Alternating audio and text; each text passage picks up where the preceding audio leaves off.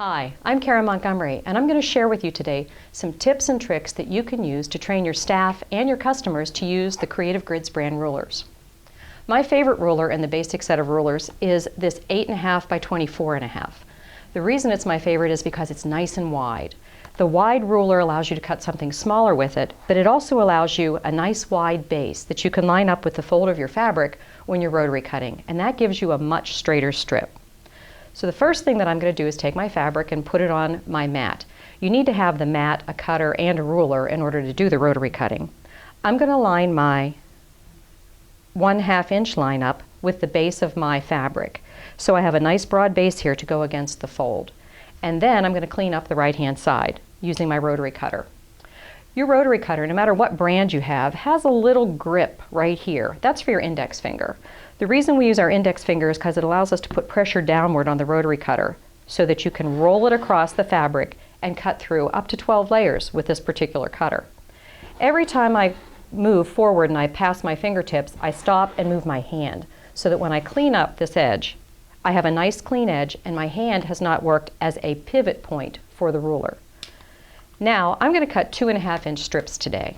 So the first thing that I'm going to do is turn my ruler around because the Creative Grids has a whole inch on one side and a 1/2 inch on the other. I'm going to turn my ruler around so that I have a nice solid line to line up to be able to cut the 2.5 inch strip.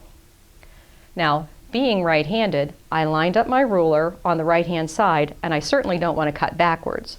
So I'm going to use my next favorite ruler, which is the 6.5 by 24.5.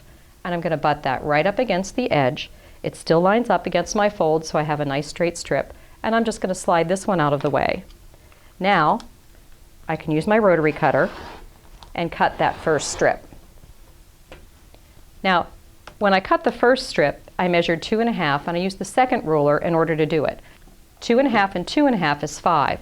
I'm going to leave this strip intact in place, turn my ruler around like this so that I'm measuring whole inches, and I'm going to measure over to the 5 inch line because 2.5 and 2.5 is 5. So I'm going to cut my second strip right here using the exact same method. This ruler measures. This ruler acts as my cutting guide. And I can cut my second strip. Now, my next strip will be cut at 7.5. Luckily, I have an 8.5 inch ruler. As I said, have the larger ruler, you could always cut something smaller with it. I'm going to turn it around this way and go to 7.5. So this is my 7.5 inch line right here. Line it up and use the same process.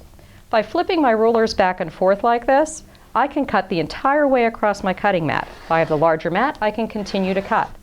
Now, the next cut would be at 10 inches, and I'm sure you're wondering how I'm going to do that. This is 8.5, so I need 1.5 inches against this line right here. So I'm going to take this ruler, line it up like that. There's my 1.5 inches plus my 8.5. Hold this ruler in place and move this ruler over here. And I'm ready for my next cut. Now, by inverting my rulers this way and not picking up that first strip, I am absolutely positive that I have 2.5 inch strips that line up and measure 10 inches across. And I can check that by measuring across this way.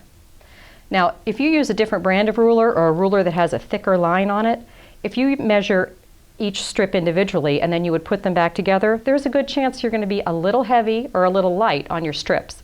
By using the exact same edge every time I cut and adding to my measurements, I know that my strips are perfectly straight. Let's say I wanted to cut these strips into 2.5 inch squares. What I would need to do is line up one of the lines on the ruler along the edge of my piece and then step to the side and trim. So I've cut off the folds and now I'm ready to measure 2.5 inches in. I'm going to turn my ruler so that I'm measuring 2.5 inches, position it like this, and then I can cross cut across here. Now, every 45 millimeter rotary cutter is rated to cut through 12 layers of fabric with no distortion. I just have 2 layers right here for the demonstration, but if I had 12 layers, when I laid this ruler down, it would tilt slightly like this. And then I would be able to take my rotary cutter and undercut underneath there. So when I've cut my squares, what I do is just move these two squares off to the side like that, so that I have a clean line that shows where I want to line up my ruler for the next cut. But the two squares that are underneath here are working as a stabilizer, and they keep my ruler level so that I can continue to cut across here and cut those squares. So as you can see, cutting 12 layers of fabric at one time, I could cut multiples of squares quickly and easily using two-ruler technique. I believe that every beginner should start out with the 8.5 by 24.5 inch ruler. They should always have two, and I like to add the 6.5 to that so that it makes it an easy combination to work together to be able to cut almost any size piece that you like. The next ruler that we add into their assortment would be the 6.5 inch square, because when you need to cut smaller pieces, it's easier to cut with a smaller ruler. And then to top it all off, we add in the 20.5 inch square. This big, large surface is fabulous for cutting squares for continuous bias and for squaring up any kind of a block.